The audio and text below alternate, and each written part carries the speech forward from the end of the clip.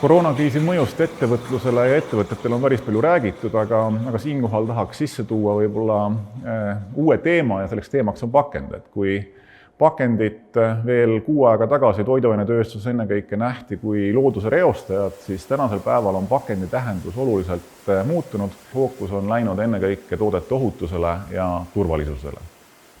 Kui rääkida A. Le Coq'ist, siis selle nädala lõpust me alustame tegelikkuses suurt kampaaniat. Foolium on purgimask, mis tähendab seda, et juba alates 1. aprillist kõik meie purgitooted läbivad kõigepealt UV-tunneli ja seejärel saavad peale kaitsva fooliumimütsi. Kui tuua näiteks paralleeliks pudeli, siis pudelisuu on kaitstud korgiga ja kui see kork avatakse, siis tegelikult on garanteeritud, et see pudelisuu on absoluutselt puhas. Kui me räägime purgitoodetest, siis purgisuud tegelikult mitte miski tänasel päeval ka poeriiulil ei kaitse. See purgisuu on avatud tolmule, aga on avatud ka tegelikkuses bakteritele, viirustele.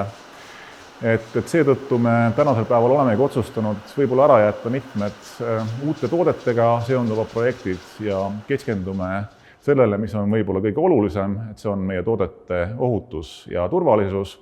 Ja purkide fooliumiga katmine on selleks kindlasti nagu üks võimalus. Fooliumiga tänasel päeval kaitseme kõik üksiktooted, et need tooted, mis me paneme multipakkidesse või ka õllekohvritesse, need tegelikult on juba väliskeskkonnas kaitstud ja seal see fooliumi täiendav peale panemine midagi enam täiendavalt ka juurde ei anna. Aga tegelikult ma arvan küll seda tõesti, et fooliumi purkide katmine fooliumiga ja täiendav UV steriliseerimine, et see saab olema tegelikult homse päeva joogitööstuse elementaarne standard, et elu meie ümber lihtsalt on niivõrd palju muutunud.